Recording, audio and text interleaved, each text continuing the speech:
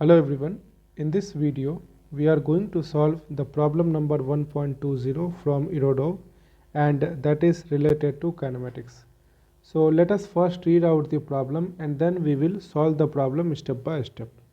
A radius vector of a particle varies with time t as r is equal to 80 times 1 minus alpha t, where a is a constant vector and alpha is a positive factor, and it is asking to find the velocity v and the acceleration w of the particle as a function of time. And the second problem, it is asking the time interval delta t taken by the particle to return to the initial points and the distance as covered during that time. Okay, so let us first write the position vector. So position vector we can write t times 1 minus alpha t into a vector. Okay, so here alpha is a constant and a vector is also a constant vector.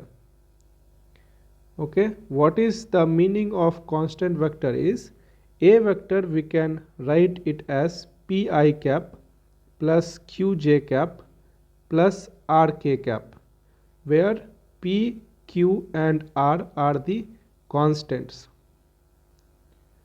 Okay, all right, so this is the position vector we know.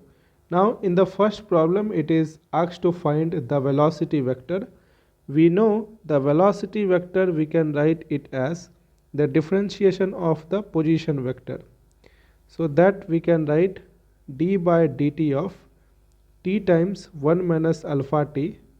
As the acceleration vector is constant, we can take it outside. So if we write the differentiation of t times 1 minus alpha t, we can do it by the chain rule. So t as it is, differentiation of 1 minus alpha t plus 1 minus alpha t as it is, differentiation of t times a vector.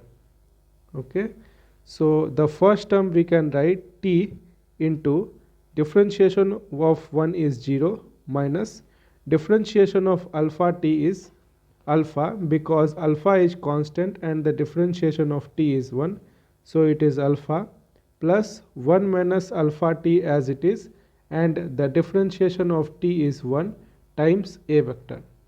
So we can write here as minus alpha t plus 1 minus alpha t times a vector. So finally the velocity vector we can get 1 minus 2 alpha t times a vector. So this is the velocity vector we have got. Now coming to the second part, that is to find the acceleration vector. Acceleration vector we can write it as differentiation of velocity vector with respect to time, so that we can write d by dt of 1 minus 2 alpha t times a vector. As the a vector is constant, we can take it to the outside of the differentiation. Then the differentiation of 1 is 0 minus differentiation of 2 alpha t is 2 alpha, because 2 alpha is constant and the differentiation of t is 1, so we can write 2 alpha into a vector. So finally we can write minus 2 alpha into a vector. So acceleration we can write it as, or let us denote it as w, otherwise there may be confusion between this acceleration and this a vector. Okay, so let us write the acceleration as w vector is equal to minus 2 alpha a vector. Okay, so this is the value of acceleration vector we have got. Now in the b part, it is asking to find the time interval delta t taken by the particle to return to the initial point. So if we write the position vector, so position vector we know that is t times 1 minus alpha t times a vector. If we talk about at t is equal to 0, the radius vector is equal to 0. Okay, so and it is saying that to find the time at which the particle has returned to the initial point. So what is the meaning of initial point is the position vector is 0. So if we equate this particular expression to 0, then we can get 0 is equal to t times 1 minus alpha t, and it is having two solutions. First solution is t is equal to 0, that is denoting the initial point, and second part is 1 minus alpha t is equal to 0. So from here we got t is equal to 1 upon alpha. So this is the value of time we have got, at which it will be at the initial position. So what is the time duration between the initial point and the point at which it has reached to the initial point? That is delta t, and delta t we can write t minus 0. So that is nothing but 1 upon alpha. So this is the time duration in which it has reached to the initial position.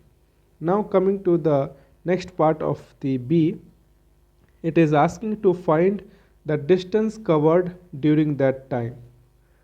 Distance covered during that time. So in order to find the distance, first of all we should know what is the speed. Speed into dt integral from 0 to t is equal to 1 upon alpha. This is what we have to find. Okay. The displacement we can write it from v dt integral, and for the distance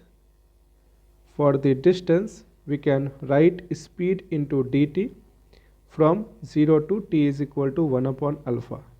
Now in order to find the speed, what is the velocity vector we are having? The velocity vector is equal to, it is 1 minus 2 alpha t into a vector.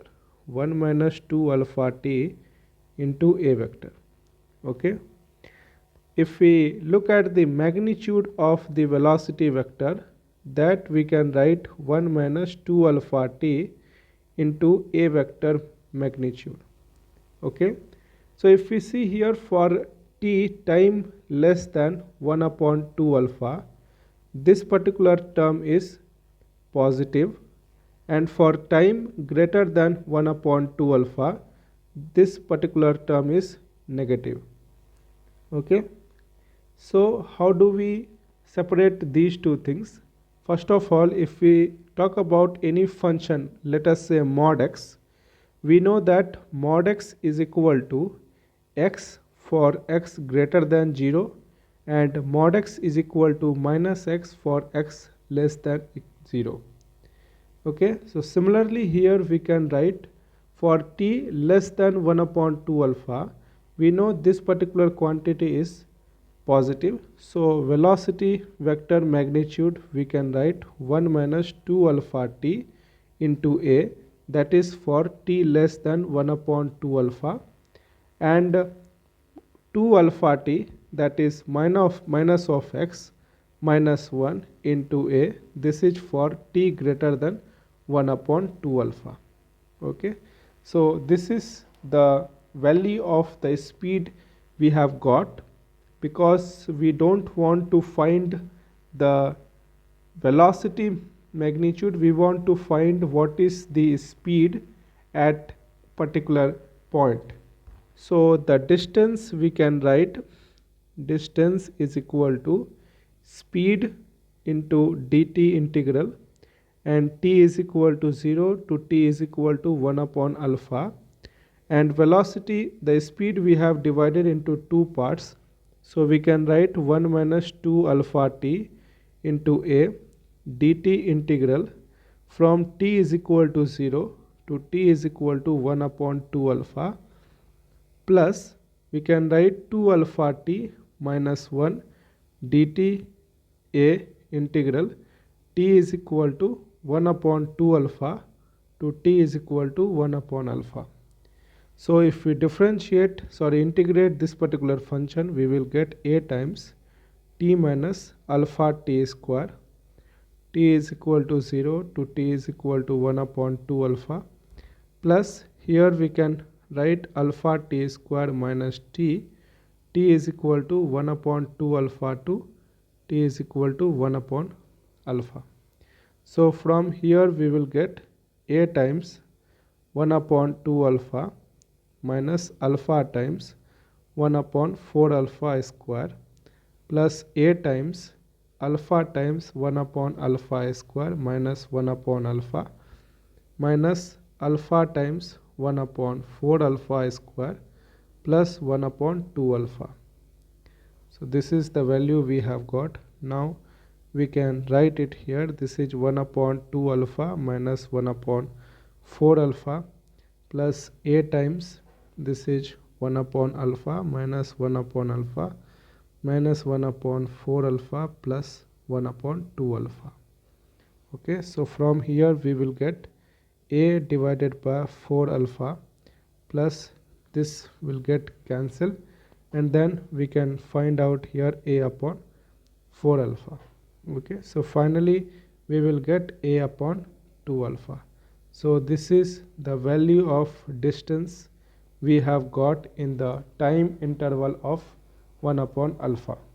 Okay, I hope the entire procedure is clear. Let us summarize once again. So basically the radius vector was given. We have differentiated the radius vector and found out the velocity vector, and then again we have differentiated it and then find out the acceleration vector. Now it was asked to find out the time at which it has reached to the initial point. So for that we have equated the radius vector is equal to 0 because initially the position of the particle is at r is equal to 0. So we have found out that t is equal to 1 upon alpha is the time at which it has reached to the initial position. Now in order to find the distance, we know that we have to integrate the speed instead of integrating the velocity as that we do in order to find the displacement.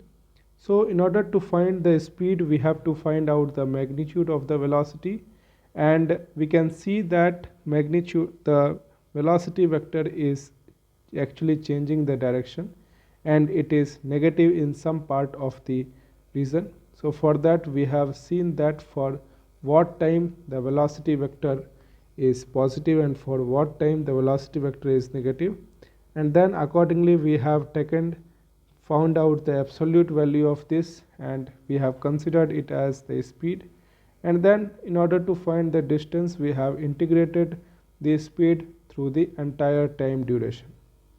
Okay, I hope this is clear. Thank you.